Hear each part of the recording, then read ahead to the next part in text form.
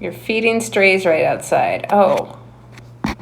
So I will tell you an interesting story while we were waiting for Miss Katie. So for those of you that don't know, we ended veterans homelessness in Las Vegas. And again, I apologize for those of you joining. I'm waiting to see if Katie's going to join. I used to be the regional coordinator for ending homelessness on the Veterans Initiative. And so what that meant was I was over all the outreach agencies, including first responders. So we had to come up with a coordinated plan. So once a quarter, we would go out, we would get from first responders. And in Las Vegas, we have 5 jurisdictions. So there's 5 mayors. People don't know that about the Valley, but that is a thing in Clark County. We have 5 mayors here. And actually, the city of Las Vegas is not that big. But for those of you joining again, sorry, I'm waiting on Katie. So you're listening to my story. Anyways, so we would go out, we would get first responders and the leaders from the different jurisdictions would send us where they were seeing encampments. And so what my team would go out and do is we would scope out a day or two before, and then all of the agencies, we would come together. So West Care, Salvation Army, Catholic Charities, Help Us Southern Nevada, just everybody you can think of, Shade Tree,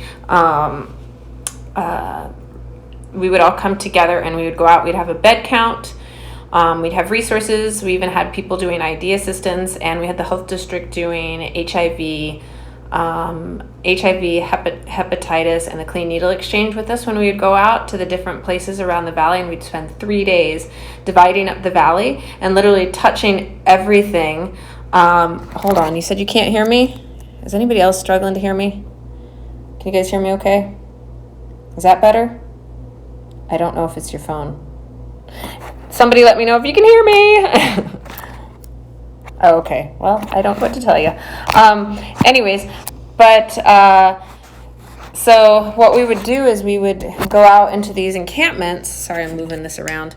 We would go out into these encampments and we would offer assistance, and anything people needed, we would be there for them. And okay, good. Oh, good. You hear me clearly. Okay, good. Anyways, I'm adjusting this. Sorry. So we'd go out in these encampments. So we would also get calls for what's an abatement. And so with that, it's squatters. So we would go into these camps with the police just for safety, or these buildings that have been taken over by squatters. Well, there was near the Raiders Stadium, for those of you in Las Vegas, there was a hotel that was going to be renovated. It got purchased with the intention of having it open by the time the Raiders Stadium was done. So we had to go in with Metro and clear it out and offer resources to help the homeless. We went in and there was definitely a smell as we got closer. This is where I'm going with this. You mentioned you're feeding the strays. We went in the top 2 floors, I want to say.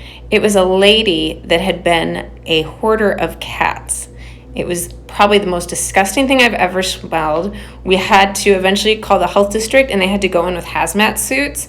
It was really, really sad. And they were all the kittens were deformed and had issues, and it was awful. But unfortunately, most of them had to be put down because they had so many deformities from just the filth, and some of the floor had collapsed because of the urine and so sorry. I don't know why I felt the need to share that story with you while we're waiting.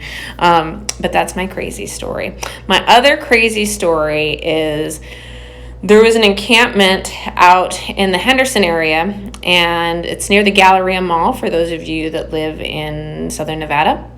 And it was this huge flat lot, but every time we would try to come at it and help the people, they would see us coming with our vehicles and they'd take off the other way because it was such a big lot.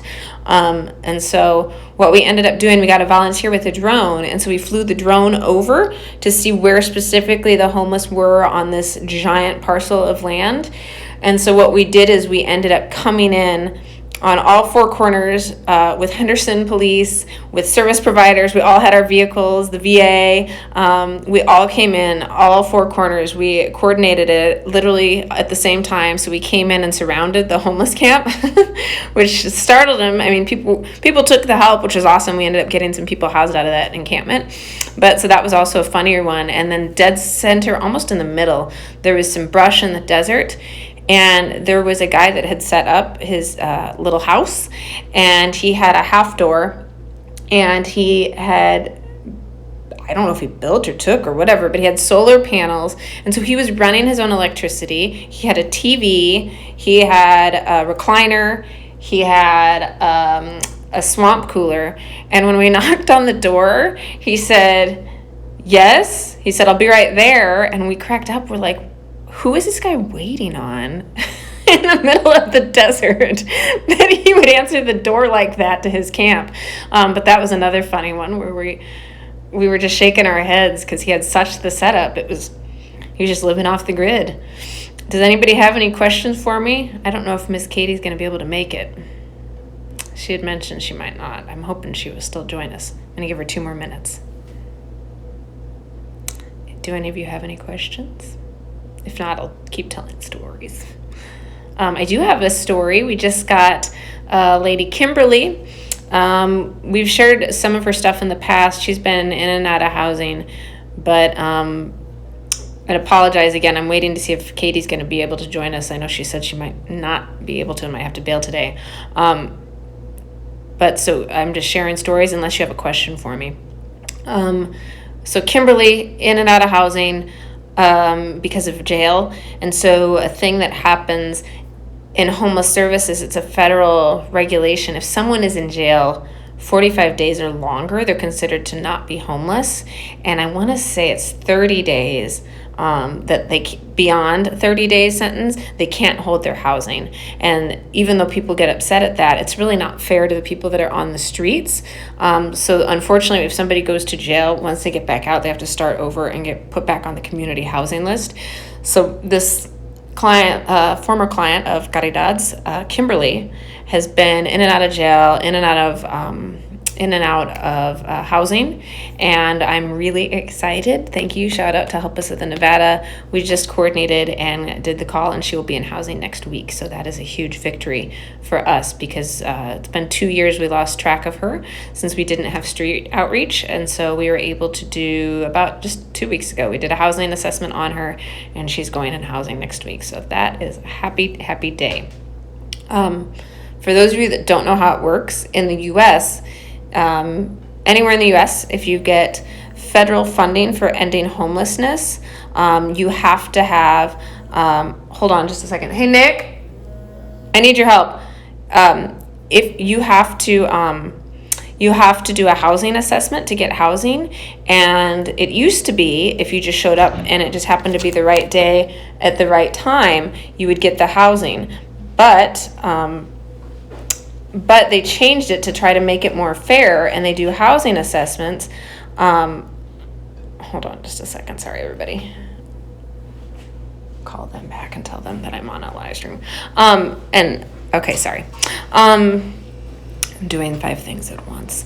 But so the feds realized this wasn't fair. And so what was happening was people that were just able-bodied or in the right place at the right time, or maybe had a good relationship with a certain case manager, were getting the housing. And so we now have to do, it's called a vulnerability index. So it's a housing assessment tool that we use. And as service providers, we do a housing assessment with every homeless person that says they want our help with housing. And so what happens then is you get put on the list, and there are several factors. So it's psychosocial, it's mental health, it's external factors. So even like the elements. And we do these assessments. Then we put people on the housing list. In Southern Nevada, that then goes on the community housing list, which sits at Clark County Social Service. On the back end, they're called matchers in our community. On the back end, the matchers have access to any housing openings in our community. And so when an opening comes up, they make the match, they make the referral, and then whoever did the housing assessment or had the most recent contact with that homeless individual gets contacted, and from that we have 7 days to find them. And why it's 7 days is because, again, people are waiting on that list, and it's not fair to others if we're holding housing indefinitely if we can get somebody in there quicker.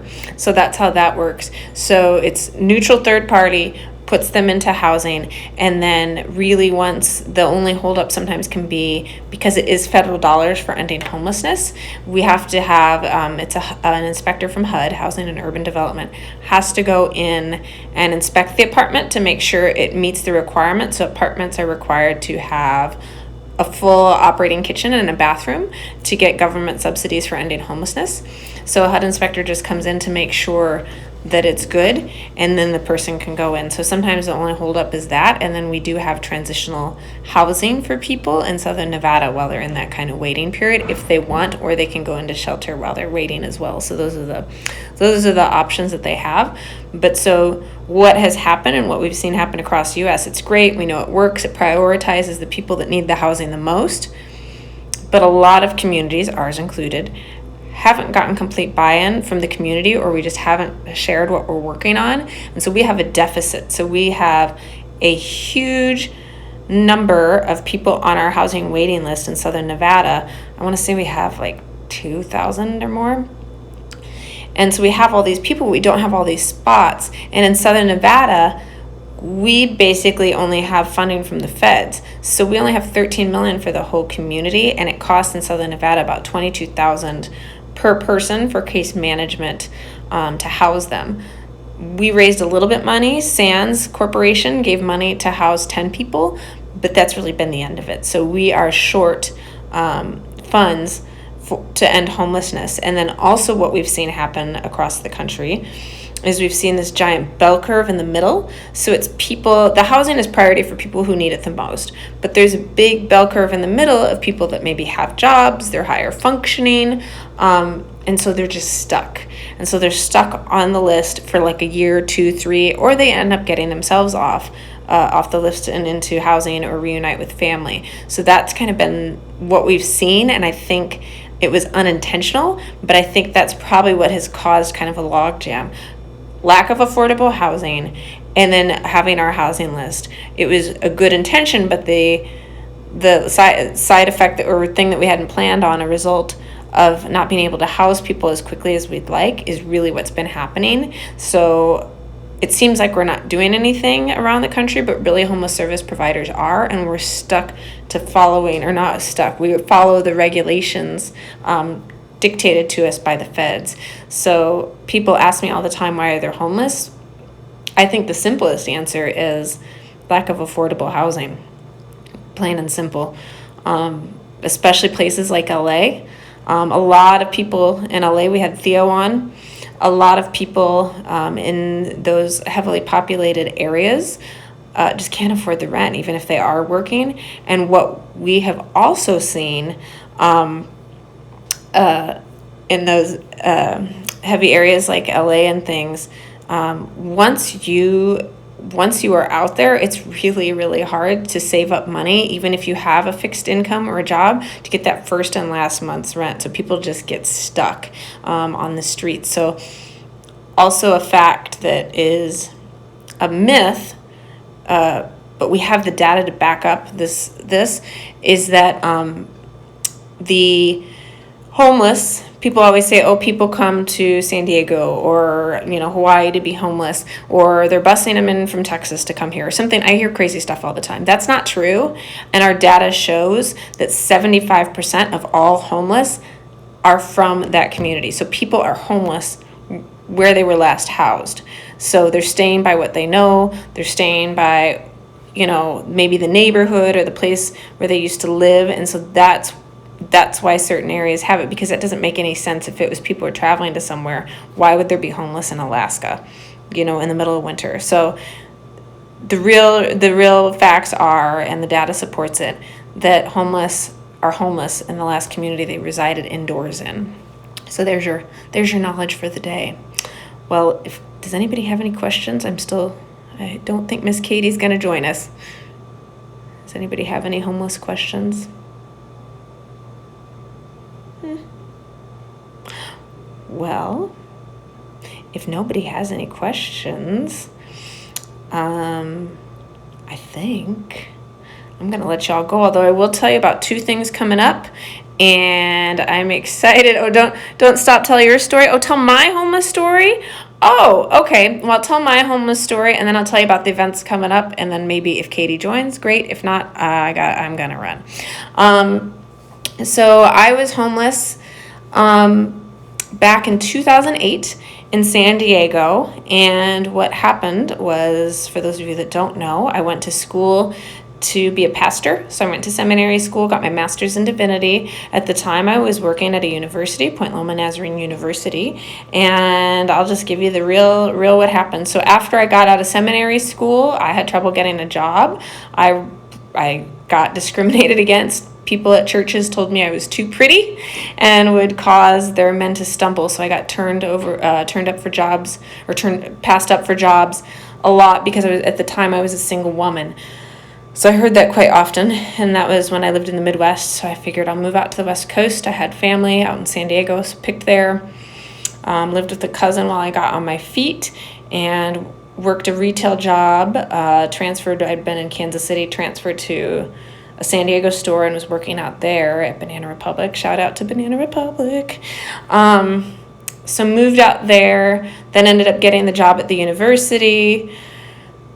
I forgot, in between, when I couldn't get a job, this is so random, I ended up getting a job in a nightclub to be a VIP host at the door. So I didn't know anything about clubs. I was a sheltered seminary student, and so somehow ended up there because my girlfriend was their office admin. And so when they realized I didn't know who celebrities were, I wasn't a raging alcoholic and wasn't going to, try to hook up with the guests, they ended up promoting me. And so I handled celebrity and high dollar clients for them.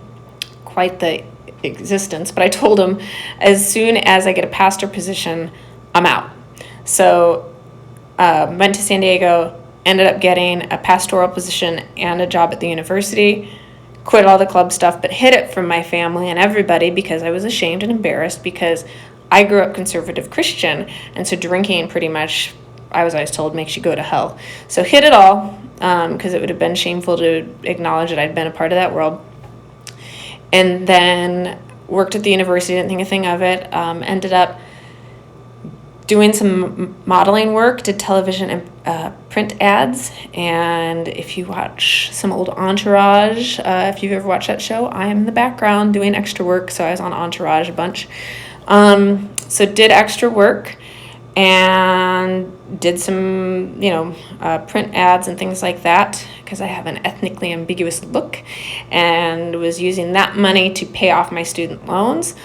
Also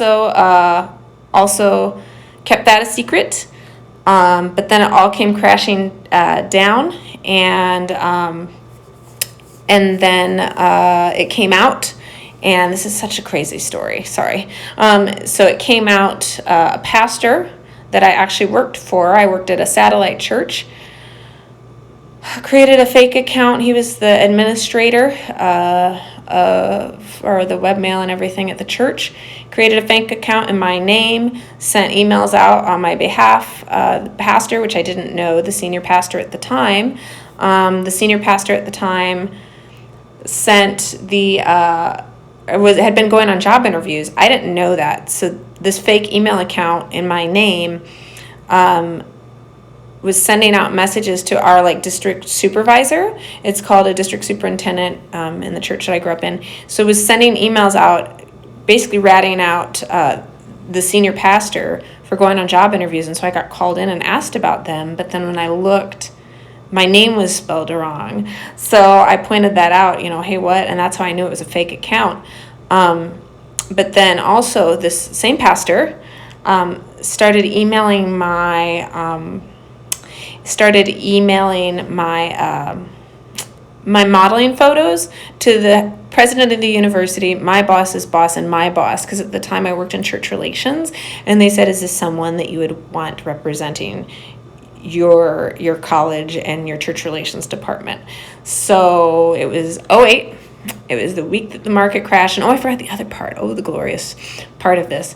My family, I don't want to say which family members, but sent me an email, and they said, listen, we know that you're an alcoholic, we know that you're partying, and basically accused me of being a hooker, and said that they were going to tell my mom that I wasn't a real Christian and all these things.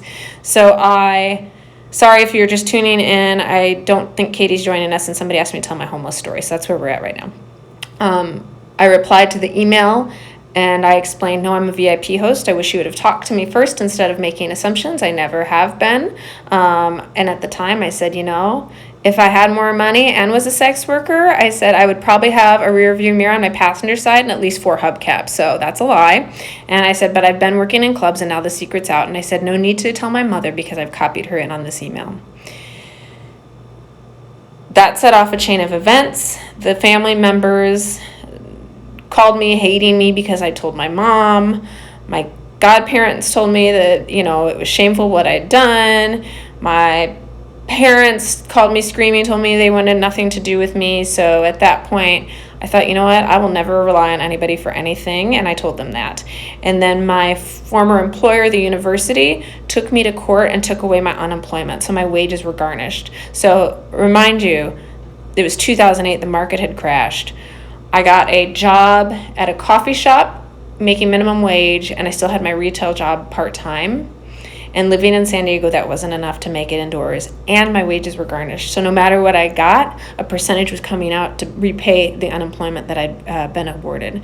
So really awful, but that's how it happened. And then was staying in a place that I'd lived in for 4 years, told my landlord when the rent was due, hey, could you give me a couple more weeks to make up the rent? She said, no, it's not my fault. You're too lazy and dumb to get a job, and kicked me out.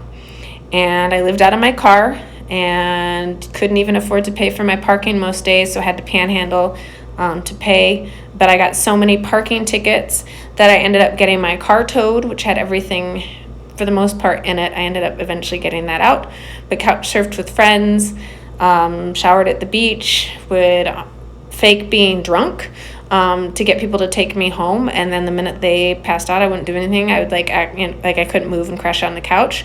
The minute they fell asleep, I would shower and then get out of there. So that was how I survived. And it was a year. And then I was also cleaning houses.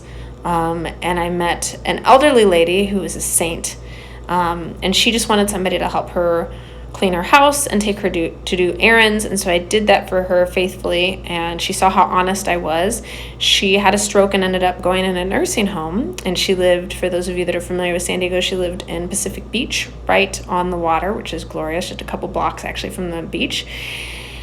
And she had this house that her husband had built, and so she didn't want anything to happen to it. She didn't have any kids, and so she asked if she had this beloved cat. She asked if I would live in there for her and bring her the cat to the nursing home every week. And she said if I would do that, she would let me live in her house for free, and she would continue to pay the utilities. And so she let the family know as long as she was alive that I was to be in the house taking care of it. So that was literally that lady, and bless her, that is how I ended up getting out of homelessness and getting a place and eventually saving up to get my own spot, because I couldn't have afforded to live on my own in San Diego. So that was just such a blessing. It was almost 6 months. And then I ended up reconciling with my family and eventually moving back in with my parents. So yeah, between that lady and my parents is how I got back on my feet, and I'm thankful. And this is the last of the story, and then I'm going to hop off. Like I said, I'm a woman of faith, but I've been applying for jobs, 10 a week, nothing.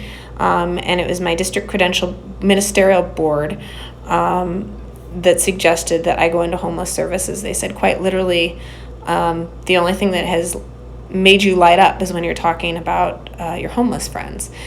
So I was applying 10 jobs a week, getting nothing in 2008, end of 2008. Yeah, and maybe beginning in 2009, I can't remember. Anyways, and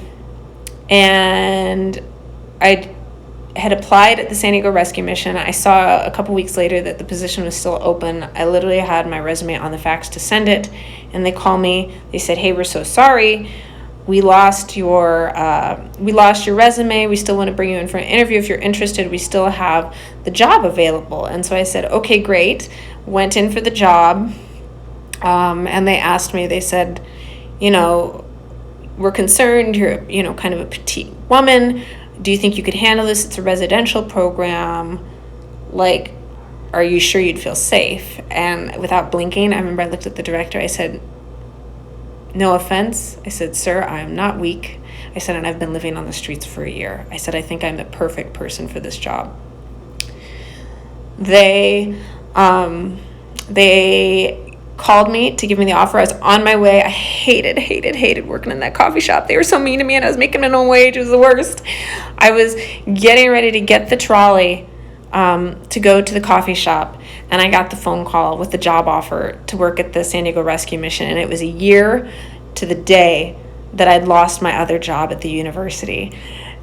And I called my good friend Errol. He is not a Christian. He is all about spiritual and good vibes, but he's not a Christian. I remember I called Errol. This still makes me emotional. I called Errol, and Errol answered the phone, and he said, "Congratulations, Mayor." And I said, "Congratulations for what?" And he said, "Congratulations." He's like, "Today is, you got the job that's going to change your life and going to be your new career. I can't wait. Tell me about it." Wow. And so I tell everybody, I said, there's no looking back after that. So really awesome. But working in homeless services changed my life. Shortly after that, my now husband helped me start Caridad, because my commitment on the streets was to the people, my friends. I said, you know what? I said, I want to tell our stories. I want to tell real stories. I want to tell real reasons why people are homeless. And I said, and it's not going to be sad, because we weren't sad. We weren't old guys sitting with signs, drinking a beer. You know, we were normal. We'd tell jokes. We'd played card games and stuff out on the sidewalk. And I said, I want to tell those stories, the different reasons why people are homeless. And so that was why I picked Humanizing the Homeless as our slogan. And the hands on our logo it's a photo somebody took of my hands, and so we cartoonized that, and that became our logo. And then the name Caridad simply means charity, or charity from the heart. So that is the history and how all that started. And so that's always been my commitment, is to humanize the homeless, and I believe in customer service as an approach. And so I took what I learned in nightlife and being a VIP, and I brought that to the streets. I'm like, why can't we give that same service? Why can't we cut through red tape and help people? So what we do is we literally walk through people's journey out of homelessness with them. We don't just say, here's a bus pass, good luck, find your way. We partnered with Lyft. We'll take people to their social service appointments. If they've got to go sit for 5 hours at Social Security, we'll go sit with them. We won't just leave them. And because what happens is people come in, they get frustrated, they leave, and then they don't get those important appointments made or completed. And so we believe in walking with somebody every step of the way. And so that's what makes us different. And that's my commitment to my homeless friends that I made all those years ago. I said, if I ever get on my feet, this is what I want to do. And also, I want to bring, like I said, that kind of whimsical, that fun spirit. And so what we started, this is a true story too. There's so many funny stories in this. But and I will save it. Yes, I will save it. What we created was Undy Sunday, and we still do it. This year we didn't do it because of quarantine, but we have it. It's the first Sunday after Easter. And it's a sock and underwear drive, because when I was on the streets, that and feminine products are something that never gets donated, but everybody needs. Brand new socks and underwear. We now have Hanes as a partner. So we started Undy Sunday. Well, I don't get out much. I didn't know that Captain Underpants was like a real thing, so we were using that name. All of a sudden, I get a cease and desist letter from his lawyer if we don't quit using his name and likeness. So what I did was I took a picture of the letter. I posted it on our social media accounts, and I posted the letter on our social media accounts, and we had a Name That Superhero contest. So that's how we came up with Mighty Tidy. So now we have Undy Sunday every year, and Mighty Tidy saves the world from bad sock and underwear donations. So that's our kind of funny. We still do that, but that's why everything is kind of cartoony or kind of like more fun. We'll if we do anything where we get permission and video any of our friends still on the streets, sometimes it'll be us listening to music or normal stuff, because it goes back to my commitment that I made 10 years ago to my friends on the streets, that I wanted to humanize and show the real face and the real issues of homelessness. So that's why it's not always serious or sad. It's real life, what they're doing, and it could be hanging out, eating Doritos and listening to music. So I think that's all I have. I am actually supervising in our alley right now. I'm going to get back over there, but I will post this. And thank you all for tuning in. I don't know what happened to Miss Katie. We'll reschedule her, but thanks for listening to my TED Talk. Just kidding. But thank you guys for tuning in and listening to my homeless story. Thank you for asking. Have a great weekend. Be safe. Labor Day weekend. Bye, everybody.